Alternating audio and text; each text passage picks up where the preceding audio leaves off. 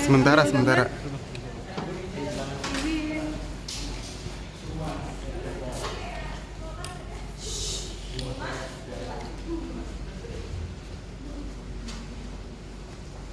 Jadi saya berikan waktu selama 2 menit ya. Siap memberikan informasi banyak.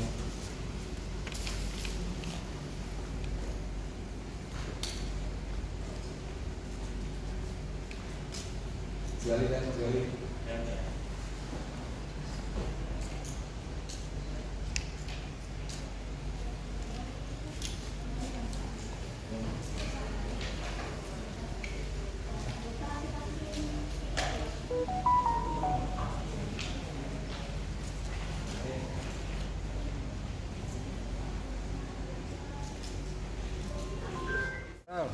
Ya, deketin.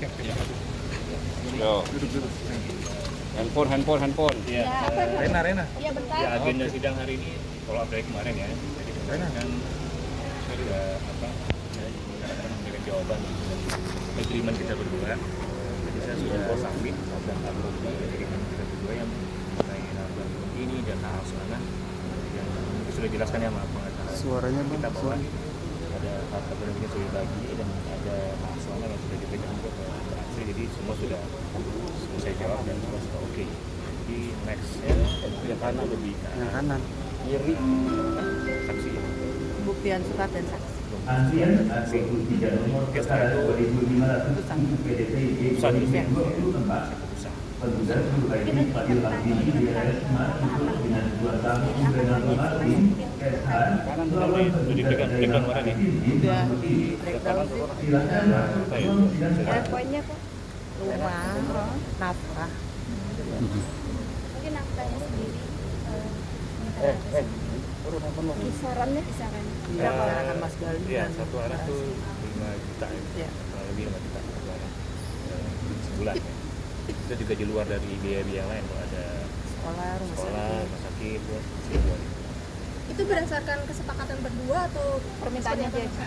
Ya itu berdasarkan kesepakatan itu. Artinya sudah jauh-jauh hari dibilangin ya bahwa nanti Mas Gali bakal menanggung sebaik itu.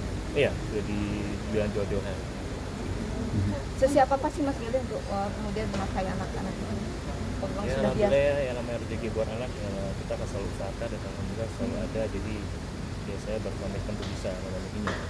Memang Bisa kasih lebih ya. Amin. Memang sebelumnya memang senilai itu ya atau memang itu lebih gede dari biasanya?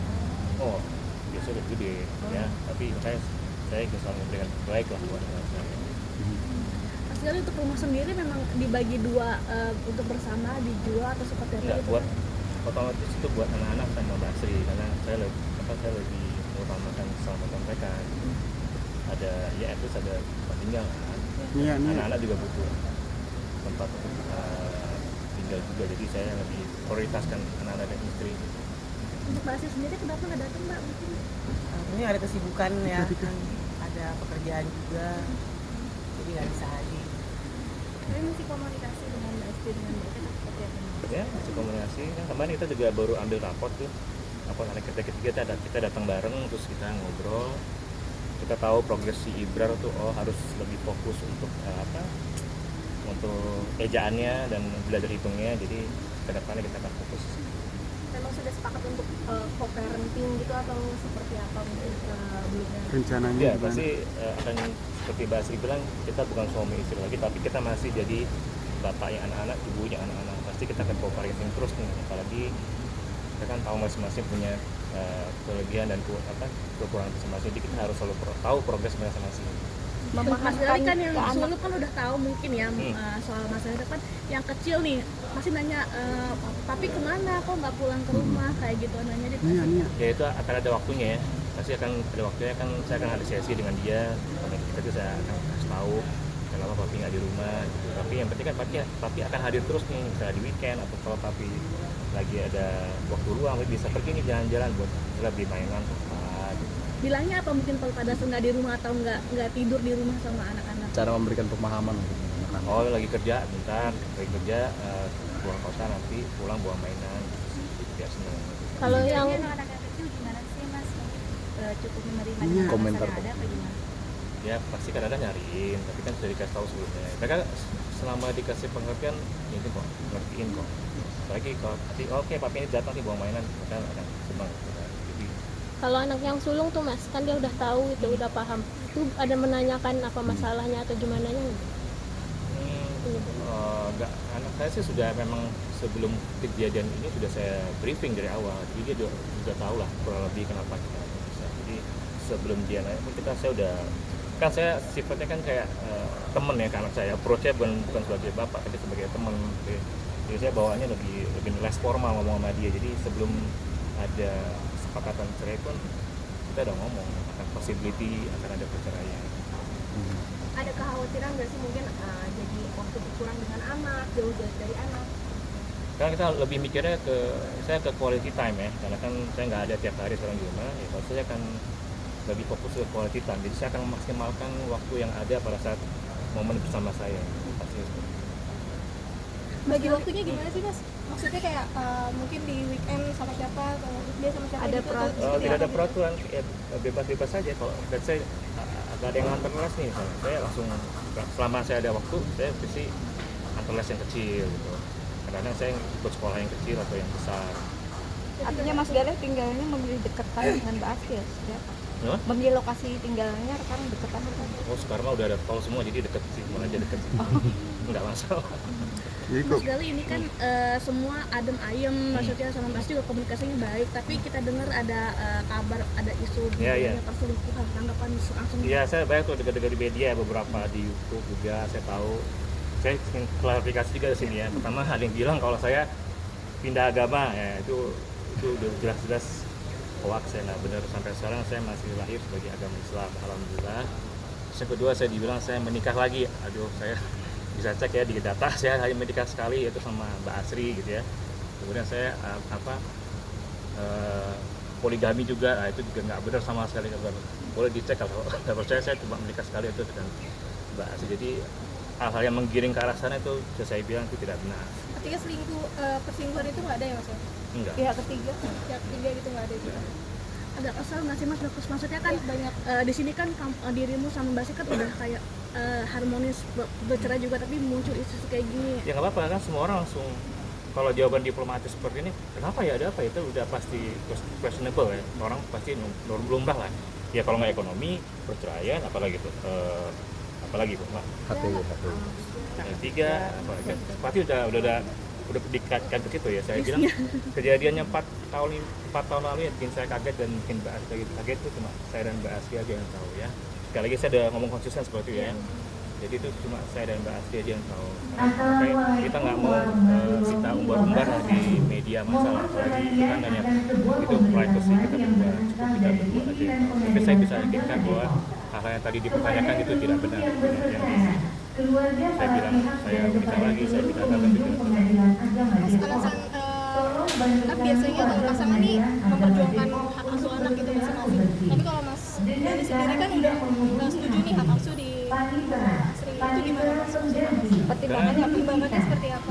Ya karena saya mau berbuat sesuatu yang terbaik buat anak-anak ya, dan saya lihat Mbak Asri cukup bisa handle semuanya ya. Selama 17 tahun saya lihat Mbak Asri walaupun sibuk, masih dia selalu bisa menyempatkan waktu buat anak-anak. Dan di rumah pun juga sudah ada support system yang disiapin ya, jadi ada mertua saya yang tinggal sama saya ya, dari sejak dulu ya. Jadi itu bisa mengawasi, karena ada suster-suster yang handle yang kecil-kecil. Jadi memang karena Mbak Asri punya waktu luang juga, plus dengan support system yang ada, ya supaya saya yakinkan bahwa itu nggak apa-apa di Mbak Asri. Mas Gali berangkat statement dari Mbak Asri sendiri, dia udah merasakan kamu itu merasa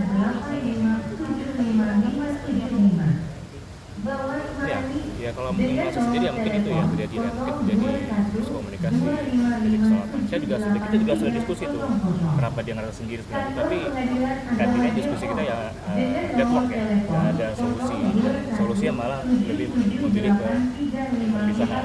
Pasti saya sudah sangat berusaha, Mbak Asri juga sudah berusaha untuk bisa terus ya.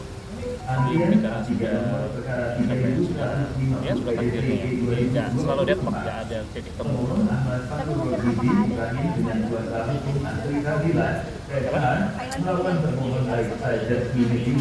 Silent treatment, enggak sih, kita selalu terbuka ya. Justru kalau silent treatment lebih bahaya lagi ya. Justru kita terbuka, justru kita selalu ngomong, justru selalu ngobrol. Makanya bisa semulus ini ya, karena kita ngobrol terus gitu. Nggak ada silent treatment bisa 1 hari 2 hari 3 hari nggak ngomong tuh nggak ada. Justru pas saat sudah bercerai kita masih terus komunikasi. Mas kan ini karena pisah rumah itu 2 tahun. Sebelum itu ada pisah ranjang nggak? Sebelum pisah rumah. Ya, kemarin kalau pisah rumah ya pisah ranjang. Sebelumnya dan Sebelum enggak sih. Enggak ada. Seingat saya enggak ada. Agenda selanjutnya mungkin tanggal berapa dan agendanya apa? Nanti kita agenda selanjutnya 24 Desember untuk pembuktian. Pembuktian itu ada 2, saksi dan surat ya. Untuk saksi dan surat nanti dalam satu agenda. Harapannya untuk minggu depan majelis hakim minta udah bisa putusan. Yang hadir apa yang Masih didiskusikan. mungkin akan dari pihak keluarga. Yang pasti karena ini permasalahan privat, yang tahu ya pasti cuma keluarga dekat ya saksi.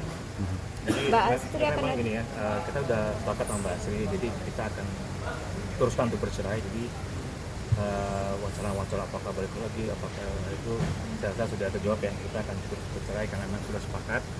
Dan memang untuk kedepannya saya akan fokus ke diri saya sendiri ya. Maksudnya pasti di 17 tahun pernikahan pasti banyak lah apa seperti melakukan self reflection ya, seperti melakukan improvement pada diri sendiri. Mungkin ada behavior saya yang mungkin tidak sesuai, itu saya lebih fokus ke diri saya sendiri untuk bisa menjadi pribadi yang lebih baik ya.